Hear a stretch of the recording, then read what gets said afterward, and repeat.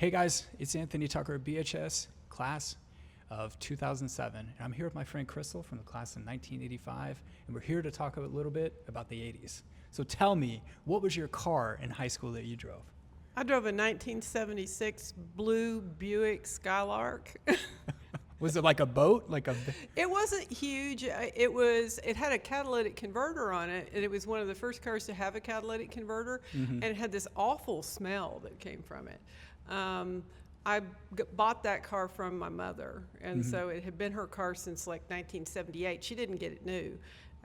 It was not huge. It had replaced for her a Pontiac that was absolutely a huge boat. We were not as likely to have newer cars then as people are now. People kept their cars significantly longer. There wasn't this sort of like 2-year and you trade it back in and get another one thing going on. You actually owned the car in toto. Yeah. So it was a very different time. Yeah, and I will tell you, even from my time growing up here, is like you had a mechanic, right? Yeah. You were used to a mechanic, and it wasn't the dealership, and God bless our dealerships that we have, but you had somebody you went to and you trusted, and you kept that thing on the road. Right, and I mean, it would have things wrong with it. Things would go wrong with your car, and you'd wind up by the side of the road at times, which just doesn't happen to people that much now. I mean, I can remember I was nursing that car along with. It kept overheating, and I was carrying water with me, and all that kind of stuff because you just had to deal with things back then a little differently. Yeah, I remember that, having the water and then putting it in and not touching the cap on the radiator. Things that our younger Bruins do not understand because they were either AAA or daddy showed up or a family or friend. Right. Yeah. But yeah, sometimes you just got stranded, and that was before cell phones. And so it was really just the Oklahoma spirit of somebody, the Oklahoma Standard, somebody that stopped by and help you out.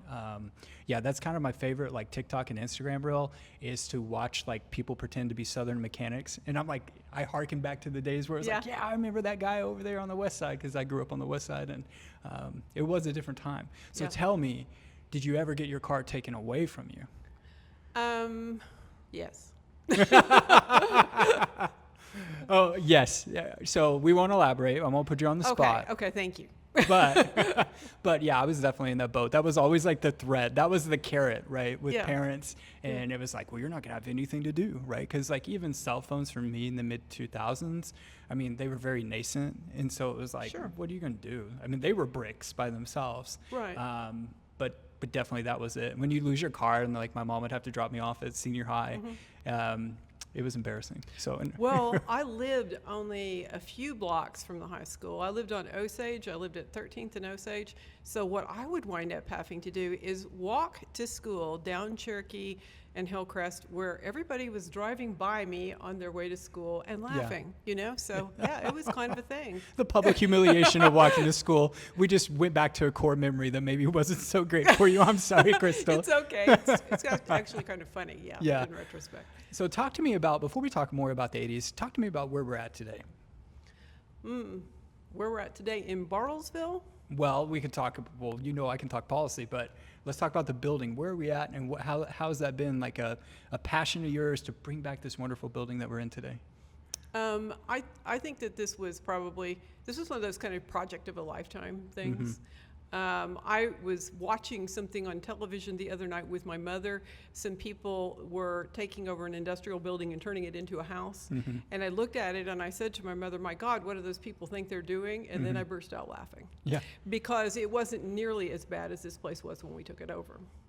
And I think that the project was beyond what I could imagine when I thought, we can do this.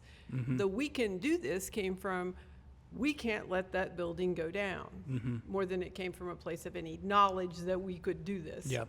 And so we entered into it with a great deal of enthusiasm, and it was a very big project for us. The building, of course, I think is in really good shape at this point, and we are very fortunate in that we have excellent tenants like Hideaway that really support the building extremely well, and that the community has always supported the building, the restoration efforts of the building. The community has been behind us at all times. I have never found the community of Bartlesville to in any way be negative about supporting buildings being fixed. Yeah. That is just not an issue here. People love to see these buildings fixed. And I think that there's a tremendous groundswell of support for the downtown generally getting things done. What I have seen over the last 13 years is one building after another being redone. And I would also certainly point to places like Crossing Second and like Lollipops, the Palace Rooms as really like, you know, stepping up and doing a lot. They not only worked on their buildings, they tenanted them personally. Yeah. I mean, my experience here is more the real estate developer experience than it is like the entrepreneur who tenants the building. Yes, we do tenant the upstairs, but it's still kind of a real estate function. We're still leasing space. So I think that a tremendous amount of good has happened in downtown Bartlesville. And obviously, I'm very pleased with how things have worked out with this property, but I'm even more pleased that there's more good going on. And I feel like there's going to be some more in the very near future. And I completely concur with you. And I think what it's come down to is for our Wildcats, Spartans, and Bruins out there that haven't been home lately, is this revitalization. I mean, you guys kind of kick-started things off. You know, we hated to see the fire. I know I was in college and I came home and I was like, oh my goodness, what happened? You know, for years, like so many out there in our alumni network, you would go to May Brothers, you would get your suits. You know, I remember going for prom, and so many core memories of development. I got my hair cut by Vivian McCorvey. She was up like on the second floor right at the main tamer, and so many great memories started downtown for us here in Bartlesville. And once this kind of got going, then we see, like you said, Crossing on Second, and we've seen some new development recently with Crossing on Second and their menu and kind of the expansion. But guys, it's a great time. It's a great time in Bartlesville, and it's a great time for those who are looking to move home, right? I agree. Bartlesville is kind of having a little bit of a renaissance. And what I also see here, like from a real estate perspective, is that if you were a person who is interested in doing a business in a downtown, which all across America, people are doing that in droves, this is a place you can afford to do it. Real estate has become very, very expensive everywhere. As we all know, there's been a big uptick. But it's still much more affordable here. You can do things in Bartlesville, Oklahoma that you cannot do elsewhere. You can realize dreams here that you could not somewhere else.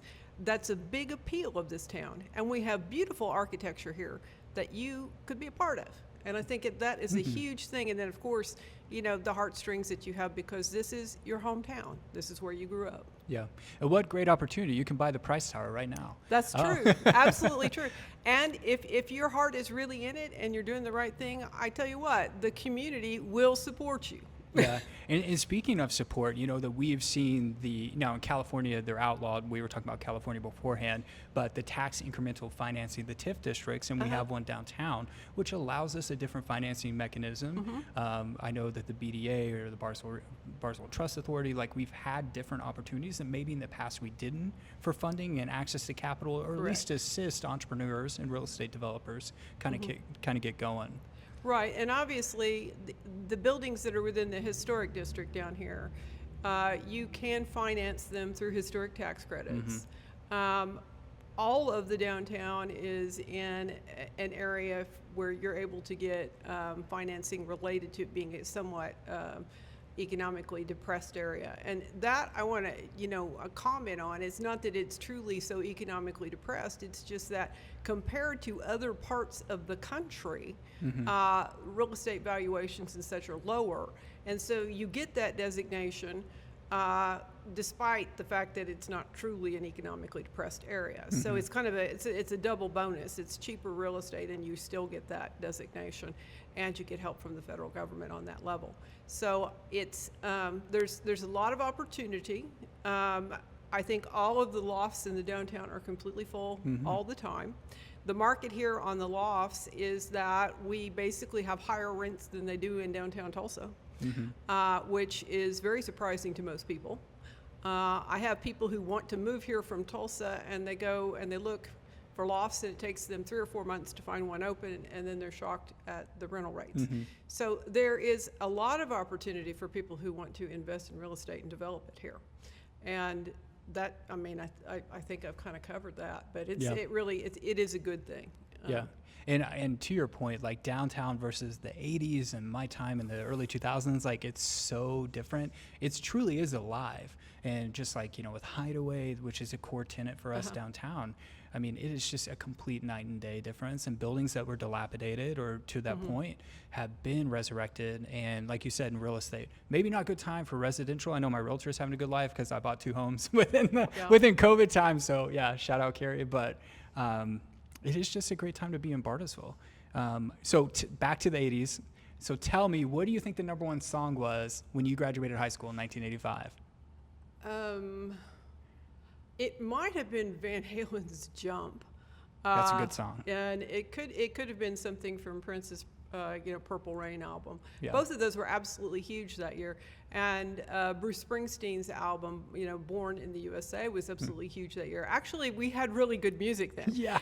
Comparative to now, actually the music now is not good compared to then. So. No, I agree. I agree. I was talking with Call High graduate and longtime teacher Darla Tresner the other day in our interview, and I was like, Miss T, like you guys had hits like at the box office, music wise, like.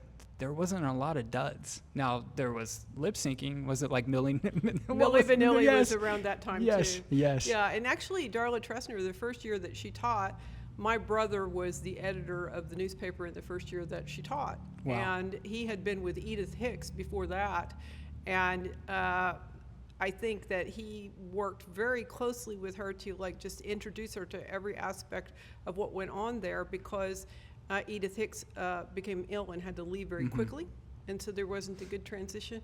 So I've known Darla Tresner to an extent at arm's length since the first year she taught. Right now, she's teaching my niece.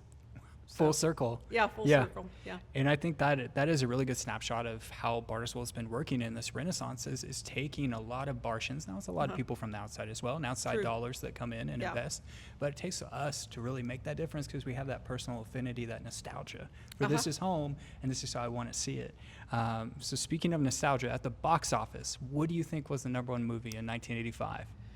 Well, I'm not sure what the number one movie would have been, but The Breakfast Club was out at the year that I graduated from high school. And for high school students, having The Breakfast Club out during your senior year, that's quite a thing. Yeah. And I mean, Pretty in Pink was out at that time. I mean, there were all these movies that were part of what they called, I think, the Brat Pack. Yes. After the Rat Pack of earlier times. Yeah. That were out at that time and were having a huge impact on my generation, Gen X. Yeah. I was like graduating right in the peak of all of that. So, and of course, obviously the music I just mentioned was really the peak of all of that stuff. So, that was like John Hughes was directing all that. Christopher Columbus was like a strong, not the one in 1492, Boys and Girls, but the Christopher Columbus, the director. He had, I'm pretty sure he was it? I'll think of it later, but I definitely saw that name on some huge 80s, early 90s.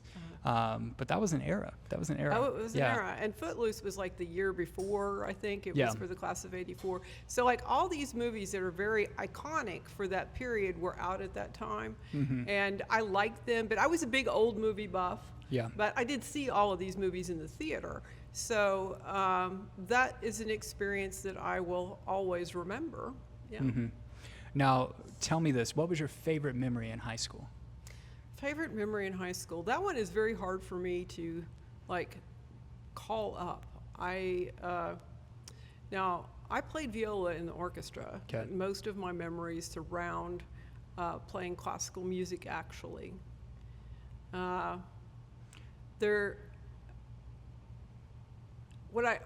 think one of the things that I most enjoyed and that will pop in my mind on a regular basis, interestingly, is that I had a music theory class of all things. They brought in a music theory teacher when I was a senior. And I really enjoyed the fact that he let me teach that class about half the time. So I liked being up at the front teaching the class. Yeah. And I know that may seem odd, but I remember that well. And another thing that I recall extremely well is Mrs. Kelly's class for English. And those students who are in the mid-'80s and what have you who had Mrs. Kelly will know what I'm talking about. I was one of the really fortunate students who had her 2 years in a row. Yeah. And she taught AP English, so I had her for English literature and world literature. And she was an absolutely fabulous teacher, an incredibly elegant woman, and very erudite. And so those are very good memories. Yeah. And it's always those teachers that leave that lasting, kind of imprint on you. Yes. So like Miss Tresner, for me, definitely. I think about, obviously Call High was the Nautilus, but for us it was Fourth Estate. Right. And then we did a live radio show. And then we did a lot of sports stuff, and then we created video yearbook my senior year, and it was just me and one other person, and it was just like, it felt like that was an area where I could express myself, kind of like what we're doing today. Like that all started, and I got my practice reps in, through my experience at Bartlesville High School. And it's kind of, guided me in my life, in and out of, public and private sector. So, so tell me, what was your favorite thing to do at football games? Were you like paying attention, you're into it, or you're just in there like social? I was in there very social. Yeah. I never understood football. I still don't understand football. Okay, so when I ask you to come home for homecoming, you're to come home and have fun with your friends. Because I don't understand football. I have never been like a sports enthusiast, and so I'm sure I could understand football, but I've never paid attention. So I do have a little bit of attention deficit disorder. So. I think we all do. It just depends. My wife calls it selective hearing, so we'll go with that. But selective attention. Selective attention. Yes. Well, Crystal, thanks for joining us today. Yeah, it was a pleasure. Thank you for having me. Awesome.